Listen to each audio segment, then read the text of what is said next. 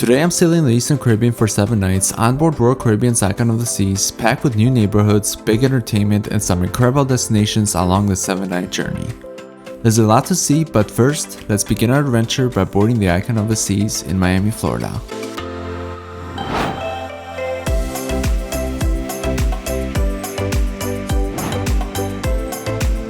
Boarding went pretty smooth so far, and next is the Icon of the Seas. This is the Royal Promenade, the hub of the ship, and it's packed with energy from the second you arrive. In front and center is the Pearl. It's bold, it's futuristic, and it sets the tone for everything on the ship. Right off the Royal Promenade, you'll find the Dueling Pianos Bar, and that's where I headed first to pick up my wow bands. They're optional, but to make accessing your cabin and paying for things so much easier. So these are the wow bands. You use these to get into your room or purchase things. Instead of using your room card, you can use these instead. And they come in 2 colors. I got the green one and my wife got the orange one. And these are both $10 each. Rooms are available starting at 1 p.m. so I took a moment to try out the smart elevators.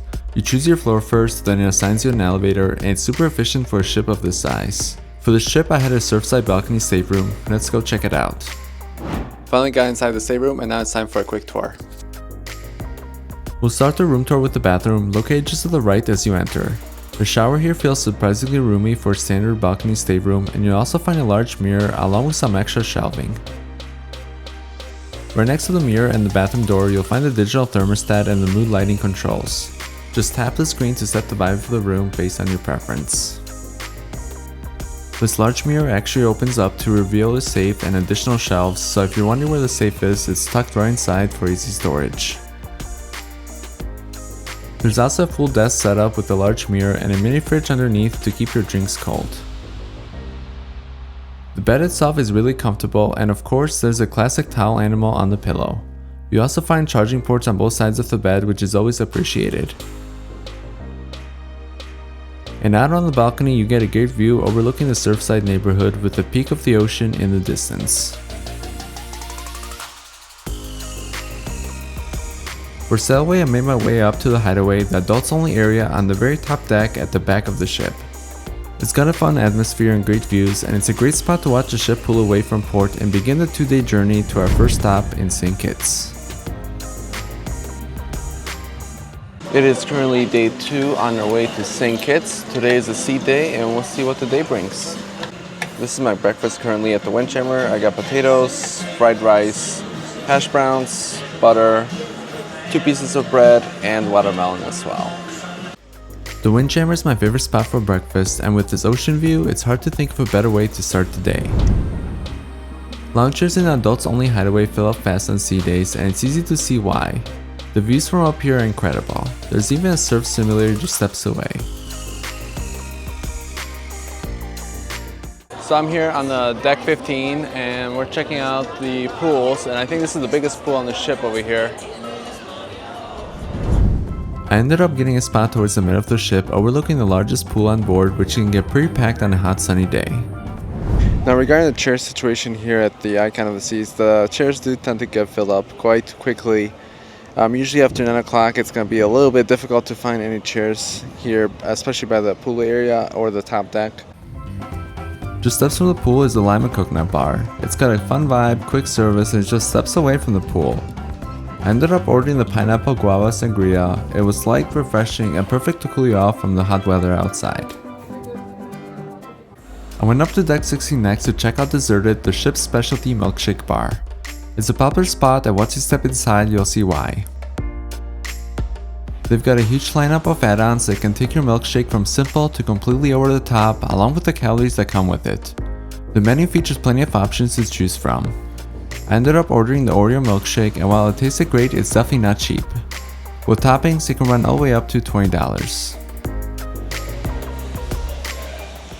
That's pretty good. I really like it. I made my way over to the AquaDome next, one of the most impressive spaces on Icon of the Seas. It's a massive glass structure with incredible views during the day and a completely different atmosphere at night.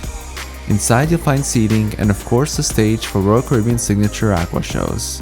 It's easily one of the most unique venues at sea.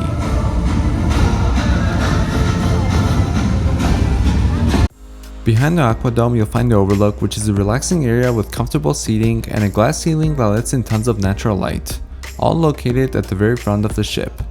It's a quiet little hideaway where you can relax and enjoy the views of the ocean. Just steps away is the Rye Bean Coffee Bar, where you can get everything from classic coffee drinks to coffee-infused cocktails. I ordered the coconut cold brew, which was just okay, but the margarita here was actually really good. Central Park is one of the most unique neighborhoods on board, and it's open air, filled with live plants, and very peaceful. It feels like a small city park floating above the ocean. It's also a perfect place to grab a coffee and take in the atmosphere.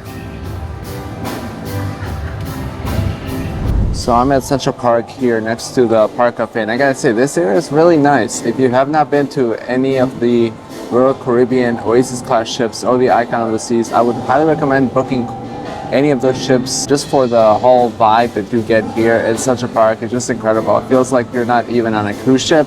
It feels like you're in a park with buildings and nice scenery. You hear birds chirping and whatnot, so it's a pretty interesting place. I would highly recommend checking this out in the near future if you have not booked any of the Royal Caribbean Oasis class ships or the Icon of the Seas cruise ship.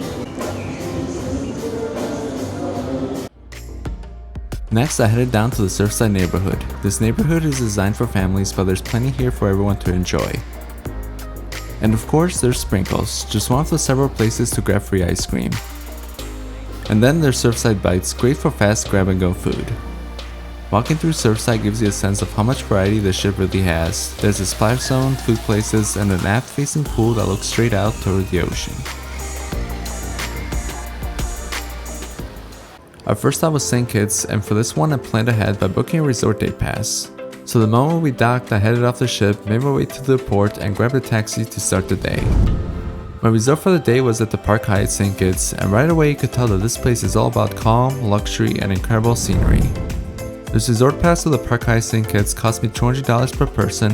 It's definitely on the pricey side, but honestly, it was totally worth it.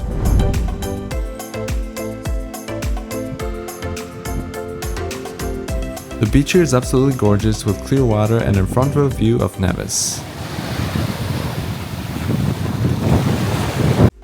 Now the Park Hyatt St. Kitts is not all inclusive, but for lunch I ate at the pool bar. My wife got the Wagyu beef burger, I ordered the island chicken fingers as well as a plate of fruit. Park Hyatt St. Kitts is truly beautiful, and for the price tag I think it's definitely worth it. The next day we arrived at our next stop in St. Thomas. For this stop, I booked an excursion that takes you over to St. John by ferry to visit Trunk Bay Beach, which takes about 45 minutes from one island to the other. Trunk Bay in St. John is one of the most famous beaches in the Caribbean, known for its soft sand and crystal clear water, so this was definitely a must-do for me. Once we got in St. John, we climbed into an open-air truck for the drive to Trunk Bay. From there, it took about 10 minutes to reach the stunning beach. Trunk Bay is one of the most photographed beaches in the Caribbean, and it's easy to see why this place is so famous. The beach here is absolutely stunning, with powder soft sand and some of the clearest waters in the Caribbean. You gotta love the water here, guys. It's actually one of the most clearest waters I've ever seen, and if you go all the way in the deep end, it's actually very clear there as well, so you can see a lot of stuff, especially if you're snorkeling.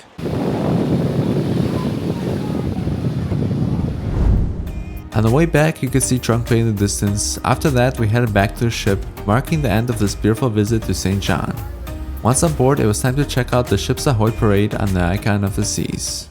It is day 5 and Royal Caribbean's having their own parade called Ship's Ahoy. Let's check it out. The Royal Promenade was decked out for the parade, and it's amazing to see how the whole space changes. What's normally a busy walkway becomes a full-on party with performers and decorations everywhere you look.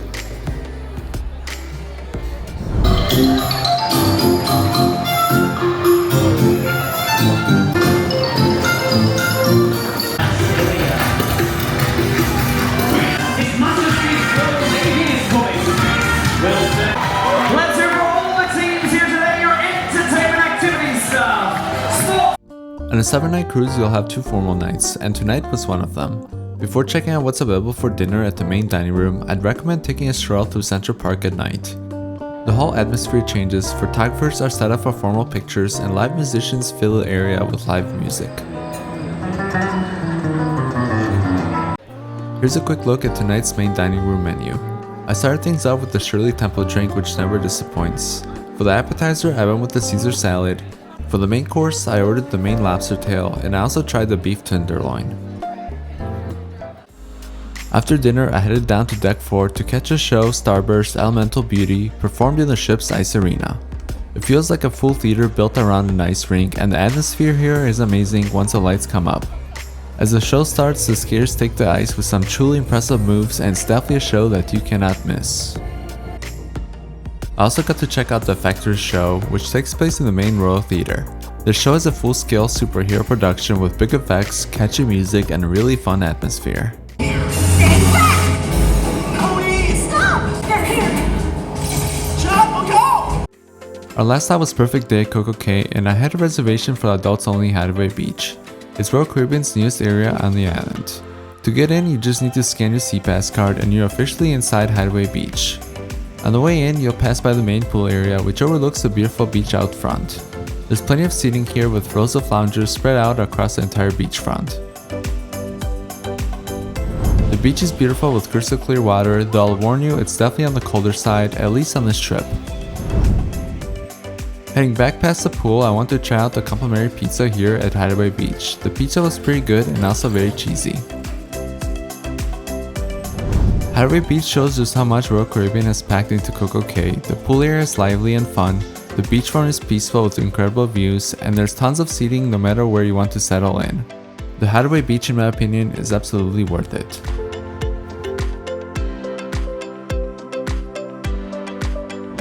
And we are finally here in Miami, Florida. Now I gotta say, the Icon of Seas is truly an amazing ship, and I would highly recommend you guys check it out if you have a chance to do so.